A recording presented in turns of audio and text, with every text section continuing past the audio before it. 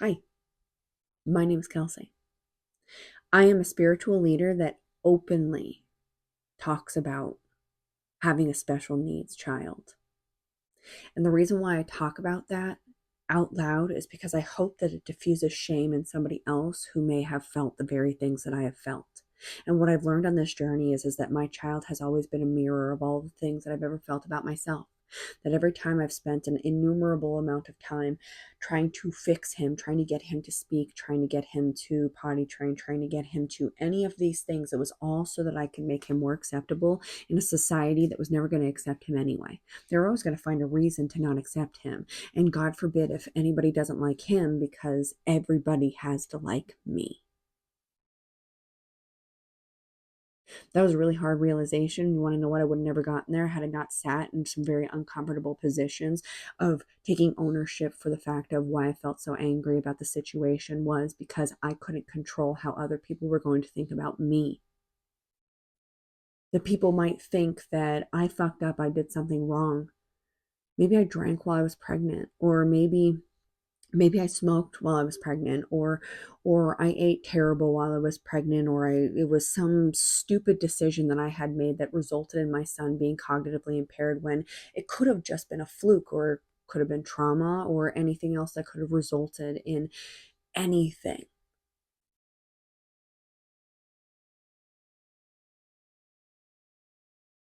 The reason I am here is not to teach you, it's not to hold your hand.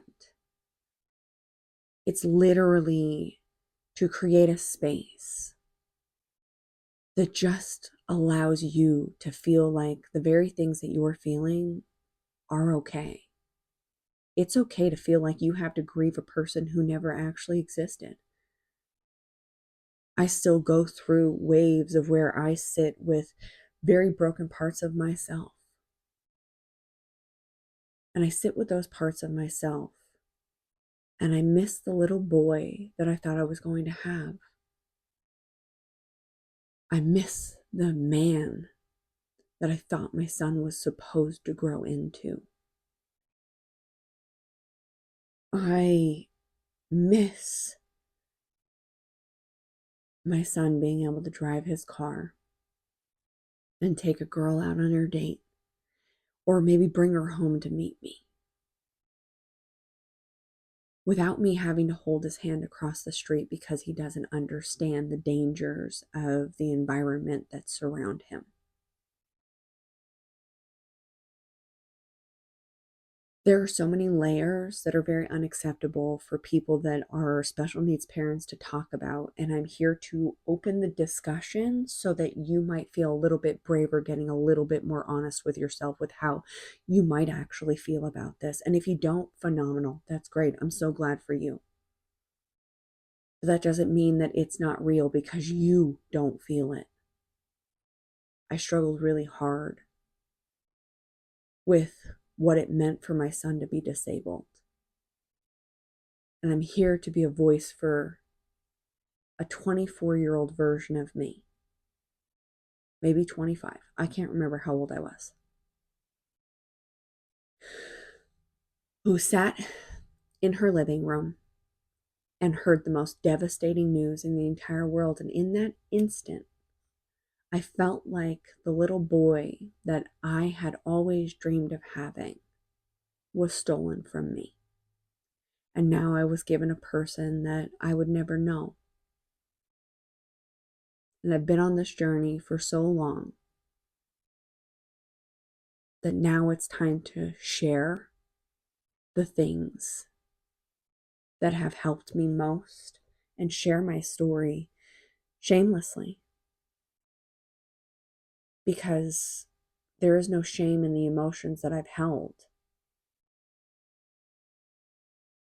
even if it's really uncomfortable to admit that I've struggled. Be brave enough to get uncomfortable, because the entire objective to this conversation is I pray to God that I inspire someone to heal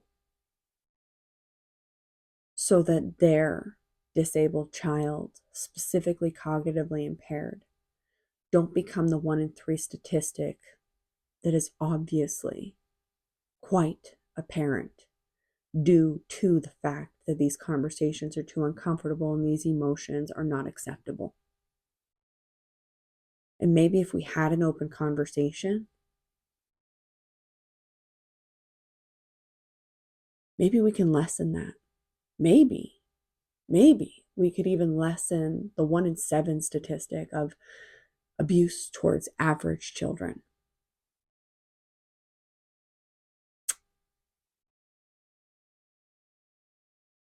It's definitely a tall order, but I'm here for it.